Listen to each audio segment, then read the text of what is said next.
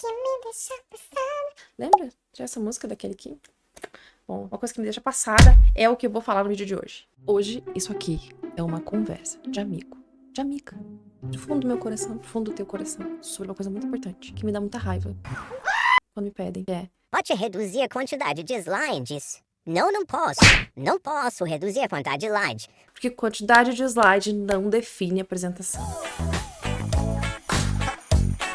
Começando mais um vídeo neste canal. Se você não me conhece, meu nome é Helena Zambuja. Aqui neste canal eu falo sobre comunicação e desenvolvimento pessoal.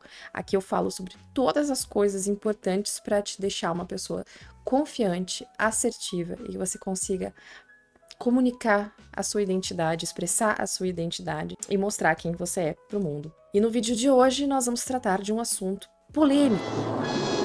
Quero imagens, Brasil, que é o número de slides de uma apresentação.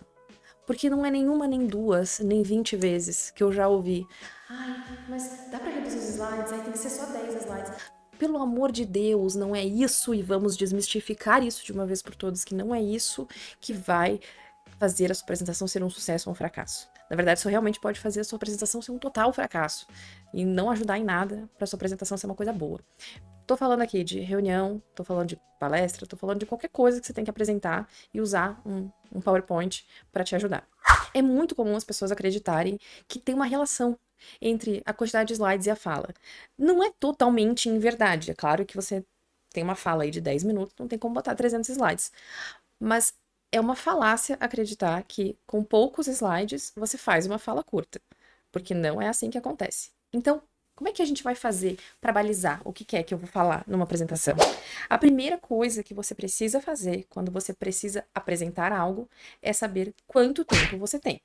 Essa é a primeira informação de todas. Para todas as pessoas que me pedem esse serviço de fazer uma apresentação, de criar uma narrativa, a primeira pergunta que eu faço é: quanto tempo você tem? Porque é muito diferente a pessoa ter meia hora, 10 minutos ou 4 minutos, que é o tempo de um pitch. É muito mais fácil você conseguir falar por muito tempo e é extremamente difícil você ser conciso para falar o que importa naquele pouco espaço de tempo que te resta.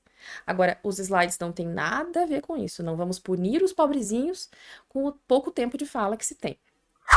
Tendo o tempo de fala em mãos, a partir daí a gente começa a seguir todo o roteiro para criar essa apresentação, mantendo uma ideia, um conceito por slide.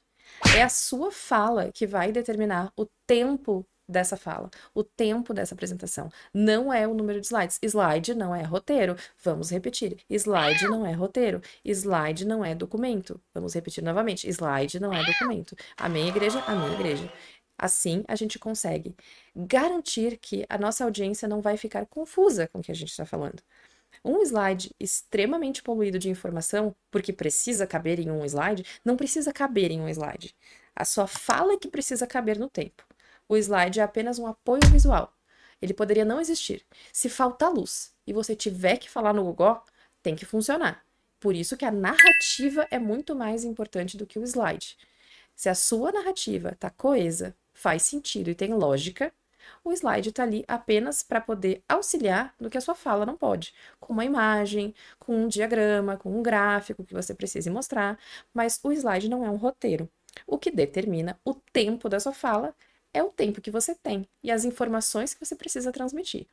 Então, lembrando que a nossa capacidade visual ela é limitada, se um slide tem muitos elementos, existe uma sobrecarga, o olho não sabe para onde olhar, a pessoa já não está mais escutando o que você está falando, ela está tentando ver o que está escrito nesse slide, porque está muito confuso, porque tem muita coisa.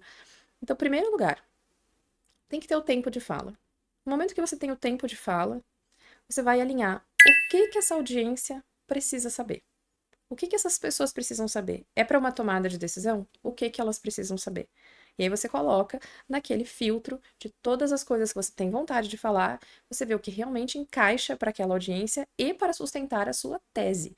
Você vai ter uma tese, que seria o seu argumento base, que vai guiar todo o seu roteiro de apresentação, o seu roteiro narrativo. E ao final, essa audiência precisa fazer alguma coisa com essa informação. Quando você tem esses elementos estruturados, você vai ajustando o tempo de fala. Por isso que eu sempre indico criar um roteiro escrito. Você não vai decorar a fala. Decorar a fala, jamais. Pecado. Aqui é pecado decorar a fala. Não pode decorar a fala. Decorar a fala dá branco. Decorar a fala é ruim. Então, o que você precisa fazer é saber o tempo que você tem e fazer um roteiro que cabe ali. Você pode fazer um roteiro escrito e joga num leitor de palavras. Existem alguns na internet que você joga o texto, ele te dá a quantidade. Agora o ChatGPT faz também. Então, se você está com dúvida, escreve um texto, manda para o ChatGPT e fala, reduz isso para virar um texto para 4 minutos, para 10 minutos. E vai avaliando, vai ajustando. Porque não necessariamente o ChatGPT ali consegue ter a mesma linguagem ou traduzir as coisas com a mesma clareza que você gostaria de ter. Mas é um bom recurso. Você vai ajustar aquele tempo. E é isso que é o importante. O slide está ali só para um apoio. Então, se você tem uma fala de 10 minutos e você tem 40 slides, tá tudo bem, desde que a sua fala dure 10 minutos. Se você vai passar um slide a cada 10 segundos, um slide a cada 20 segundos, porque é mais fácil para sua audiência compreender o assunto dessa forma, brigue por isso. Porque eu sei que é muito difícil convencer, às vezes, um diretor, um chefe, de que isso é importante, mas é uma briga que vale a pena você comprar, porque a mensagem sai muito mais assertiva no final.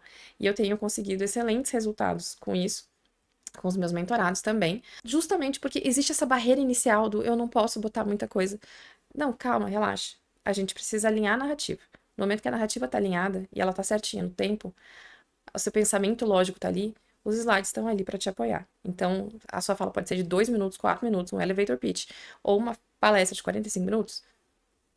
É a narrativa que vai determinar esse tempo. Então, se você já teve que escutar isso de corta porque não cabe no slide ou enxuga para não faça, resista, vire resistência, somos resistência. Não vá poluir o seu slide porque isso vai prejudicar a sua mensagem. Então, lembre que é o roteiro que importa, você tem que ter um roteiro.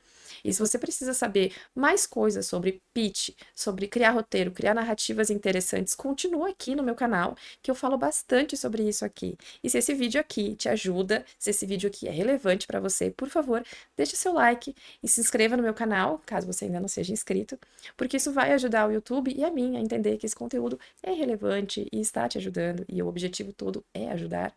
Então, fica por aqui. Eu agradeço demais a sua visita, volte sempre e lembra que para se comunicar bem, você não precisa de perfeição. Você só precisa estar disposto a se conhecer e isso já é a metade do caminho. Um beijo e até o próximo vídeo.